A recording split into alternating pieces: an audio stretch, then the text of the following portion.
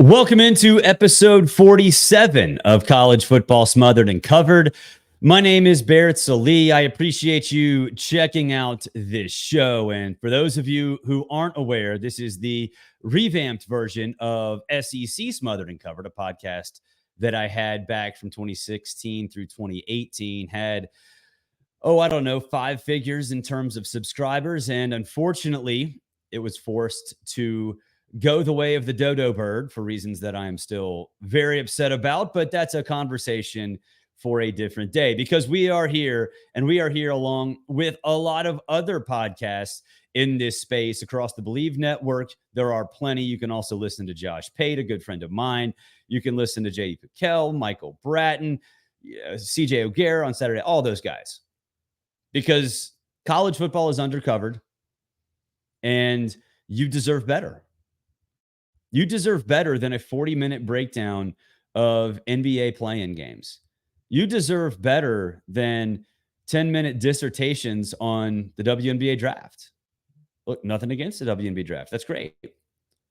But college football is a big deal. And you know that. And so we're here to make it a big deal. And on that note, if you like this show, please subscribe. Give us 5 stars. Give us 1 star. Write a comment. I don't really care if you like it or dislike it. I just like constructive criticism. And boy, there was a lot of criticism with the University of Colorado and its recruiting efforts, or maybe lack thereof in some cases, on the first day of the transfer portal window. And we will get into that, because I have takes, and they are maybe a little different than some of the mainstream folks out there who like to rebel rouse and like to, let's just say, be a little disingenuous with their commentary about the Buffaloes. And it's been that way since Deion got that job. We'll talk about that in just a second. But Colorado fans, you can get this bad boy, Folsom Field, this Colorado shirt. For those listening, you can't see it, but it's a phenomenal shirt from Breaking Tea. Go to breakingtea.com/smothered and covered. breakingtea.com/smothered and covered. You'll get basically any college football shirt you could possibly imagine. These guys specialize in shirts like this, highlighting Folsom Field, also breaking moments 2 hours after a big game. Let's like 4th and 31 for Alabama. There were 3 shirts up like that an hour after that happened. They say wear the moment for the reason, and that is because you can actually wear the moment right after it happens. Like this Penny Lane shirt that I got when Lane couldn't figure out how many pennies were in, what was it, $5 million? 25, something. I don't even remember, but the folks at Breaking Tea too. So go to breakingtea.com/smothered and covered. All right. The internet went crazy. You can't see who this was from, so I'll tell you who it was from. It was from Shilo Sanders, and it was on his Instagram story. Shilo, of course, defensive back for the University of Colorado, the brother of Shilo Sanders, the son of Deion Sanders. And it says, defense transfers, DM me, as in Shilo. And the offensive transfers, contact Shilo Sanders. And it has Shadur's Instagram handle. And then in parentheses, this is not last chance you. The mainstream media went nuts. Some members of new media went nuts. And I'm sitting there going, the hell is wrong with you people? The hell is wrong with you people criticizing Shilo Sanders for putting a story up on Instagram telling transfer portal kids to contact him? That's not a big deal. In fact, that's a good recruiting strategy. No, it's not normal, at least in the traditional sense, but we've seen it before. So why not use celebrity status if you're Shilo or if you're Shador to try to get kids to Boulder? It would be a crime not to do that. These dudes are in television commercials, mainstream television commercials. And you're telling me they shouldn't use that fame to help out their program? I don't care if their dad's the coach. The outrage over this. And you can go, I think it's ScoBuffs is the Twitter handle that first screenshotted this and put it out there. It's got like 1.5 million views now. Go read the quote tweets. Go read the replies. And you will be stunned. It made me mad that people I know in this business, who I'm very familiar with, who I talk to all the time, it made me mad that they were treating Shilo Sanders and Shilo Sanders like this. And they were trying to connect dots that, in my opinion, probably shouldn't be connected. And what are those dots? Well, Cormani McClain, 5-star recruit from last season, one of the stars of that recruiting class, maybe, well, not one of, the star of that recruiting class in terms of high school recruits, not transfers, decided to leave. Okay. There were a lot of other players in that portal too. 9 of them, in fact. So a lot of these folks came out and saying, oh, this is a program in distress. It's crumbling under Deion's feet because on the same day that the portal opened, Shilo Sanders is soliciting messages from transfer portal guys. What? What? Why shouldn't he do that? I don't think those dots need to be connected at all. Yes, losing Cormani McClain is tough. Yes, losing 9 players to the transfer portal is tough. But it's the fact that the transfer portal opened that Shilo Sanders made that post on his Instagram story. Not because they lost players. It's just because it opened.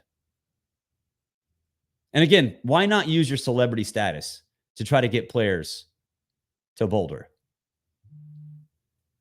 It is a hive mind reaction by people who seemingly want to hate Deion Sanders for being a little unorthodox. Yeah, he's supposed to be unorthodox. That's the point. That's why he's in Colorado. And traditional people don't like it. They don't like it. But I'll tell you, this is not unorthodox. These are players who have notoriety. And one thing about recruiting that is more important than anything else is the fact that these players talk to each other. They go to camps together. Players being in the same city or the same region, yeah, they're friends. But you know what happens now? You know what's happened for the last 10, 15 years, especially in the age of social media? You become friends with people all around the country. You become friends with people all around the country. And I guarantee you that Shilo Sanders and Shilo Sanders using their celebrity status to solicit players to message them on Instagram will help. You know how it also will help? Travis Hunter's going to get some of those DMs. Deion Sanders is going to get some of those DMs. Staff members who recruited some of these players who are in the portal, they're going to get some of those DMs. So it's not about Colorado losing all these players, losing Cormani McClain. It's the fact that the transfer portal window opened to begin with. And yet people in our business want to make a point, want to get e-cred, want to get some sort of pat on the back from other members of this industry who take this bait and run with it. It's sad. It really is sad. Now, with regard to the people at Colorado, the players at Colorado who did jump in the transfer portal, there are 9 of them. Cormani McClain's the biggest. There are others who are important as well. There are 4 offensive linemen who also are in the portal. Why should we be upset about that? Why should Colorado fans be upset about that? Did you watch that offensive line last year? I'm 6 foot, 190 pounds. I could have started on that offensive line. It was that bad. So, yeah, there's some raw talent. Fine. But did I miss the part of the offseason where that offensive line suddenly became great? Did I miss that part? I mean, I did go on some vacations. I went on Disney cruise. I went to Telluride. I went to Disney World. At some point during those vacations, did I miss the part where suddenly the Colorado offensive line became a strength? Oh, that didn't happen? Oh, well, maybe, just maybe, these players are being told something and are bailing for a reason. And it's not because they see grass greener on the other side. I'm just saying. Maybe they're being told that they don't get that Louis Vuitton bag. Deion said going into his first season, hey, some of you guys are not going to be asked back. And he followed through on that because a lot of players didn't come back to Colorado who played 2 years ago. Why wouldn't he do it again? It worked. Colorado was significantly better last year. Now, a reminder, I was not one of those guys who fell into the 3-0 trap. I said from the get-go, and you can go back and look, you can go back and listen to College Sports Sunday on Sirius XM. You can go back and read my work at CBS when I was still there before we decided to go separate ways. You can go look at my Twitter. I said if Colorado would get to a bowl game, that would be an unbelievably successful season for Deion. I said if they'd win 3 games, it would be an unbelievably successful season. Well, they won 3 in their first 3. So check done. They're done. They already got my vote of confidence. So it worked. That method worked last year. In the mind of people who are realistic about the state of college football and, more importantly, the state of Colorado football. Now, mainstream folks that don't pay attention to college football on an hour-to-hour basis, yeah, they fell into that 3-0 trap. There's no doubt. I wasn't one of them. And maybe, just maybe, Colorado's cutting some fat here. Not with all these guys, but with a few of them. Now, is it going to continue to work? And is Colorado going to take another step forward in the Big 12? That's a different question for a different day. But what I'm saying is that it was disappointing to see the laughter that ensued after Shilo Sanders made that post on his Instagram story. And it was sad and disappointing that people used all 9 of these transfers as if it was some referendum on Colorado, because it's not. It's not. Now, I still don't think they're going to be good, but again, different story for a different day. Another story that popped yesterday, Michigan got its probation. 5 coaches got show cause penalties. 1 didn't cooperate, and I think we can all make an educated guess as to who that was. Now, this was not the Connor Stallions stuff. This was the COVID-19 practice investigation, where there were instances in which players were on campus, recruits were on campus, players were working out during the COVID-19 shutdown. It was a dead period that lasted, I think it was over a year that the recruiting dead period went on during COVID. And there were other schools that got investigated for this. Arizona State did when Herm Edwards was there. That was probably the most notable outside of Michigan. So this is a slap on the wrist. What's interesting to me is that there's a separate investigation, not just into the Connor Stallion stuff, but they split this investigation up between the 5 assistants that are mentioned in this or that cooperated, I should say, because they were not mentioned by name, and the one coach who did not cooperate. His name probably rhymes with Mim Jarbal. Just saying. So, what does that mean? Well, to me, the Jim Harbaugh aspect of this case is going to be wrapped into the Connor Stallions punishment because of the lack of oversight. So, I think with this decision,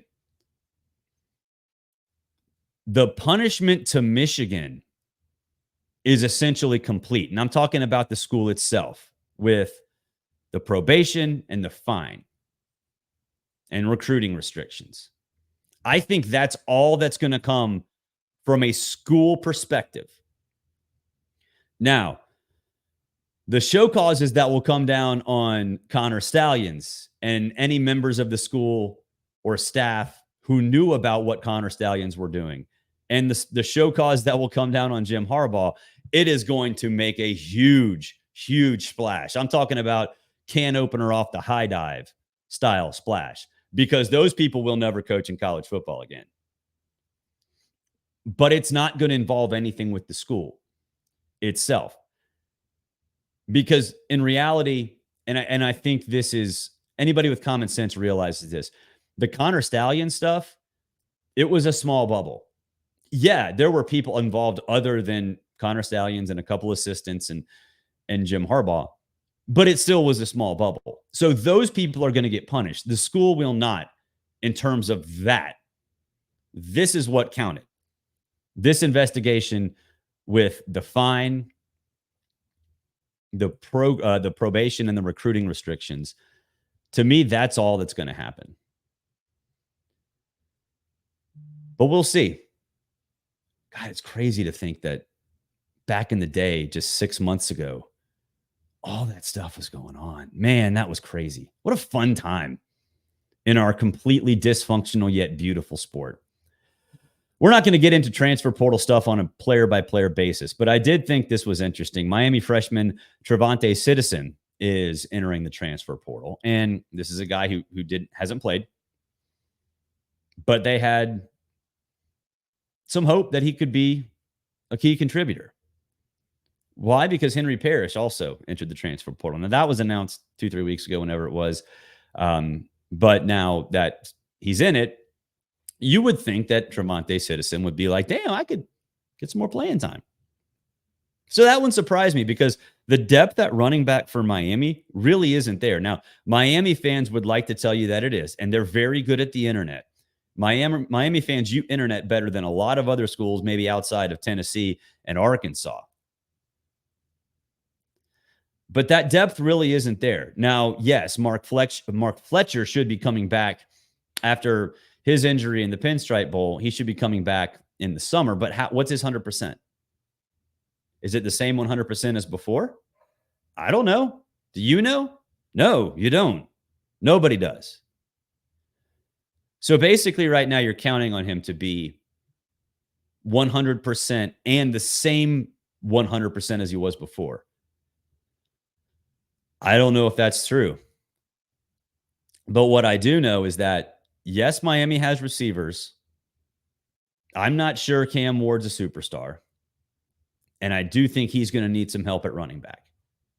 And suddenly any of the depth that you thought you had, even though I don't think it was necessarily as deep as maybe some Miami fans thought it would be, is now relatively thin. So that one's a big deal. Don't let anybody tell you otherwise. The loss of Trevante Citizen, coupled with Henry Parrish and Mark Fletcher's injury, all of that weaved in together is a problem for the University of Miami. Last thing before we get out of here. We have two things. Last thing in terms of an actual story is we didn't see a lot of quarterbacks in the portal yesterday. Saw some, but nobody big. And it got me thinking, is this going to be like last year where you didn't have a ton? You had Tyler Buckner, Peyton Thorne, who else was not many quarterbacks were in the portal last year in the spring window. And it got me thinking, okay, yes, from that position, from that perspective, they're going to be few and far between. If you're looking for a quarterback and you're a coach, you're not going to find one. At least find one that can win you a championship. You can find cornerbacks like Cormani McLean. It would not surprise me if you see some other big-time cornerbacks bail. It would not surprise me at all if you see a ton of big-time wide receivers bail. Because skill position needs never go away. Skill position needs never go away. Downfield passing threats are there, and you got to stop them, and there will be plenty of dudes out there looking for the bigger, better deal, as they should. Now, this is the last thing before we hang up the headsets, the virtual headsets, because I'm not wearing one. I do say hang up the headsets on SiriusXM a lot, and usually it's just my Bluetooth earbud. But okay, sidetrack. SMU fans, if you are watching or listening, spread the word about this show. And if you're watching or listening and you know some SMU fans, spread the word about this show. There will be a special guest tomorrow who you will want to hear from. Trust me, you will want to hear from him. And I think it's worth spreading around. Not going to tell you who it is. In fact, yes, I will tell you who it is. Your head coach, Rhett Lashley, will join us. Rhett's a great dude, one of the best coaches in the country. Nobody seems to want to talk about him. But he will join the show tomorrow, technical difficulties notwithstanding. So bookmark that, spread it around. You will enjoy the conversation that we have. So until then, enjoy your Wednesday, everybody. Give us 5 stars, give us 1 star, write a review, positive or negative. I don't really care. It'd be great if you like the show, and if you don't, let me know why. The entire crew here at College Football Smothered and Covered love to hear that information and see that information. Until next time, have a great Wednesday.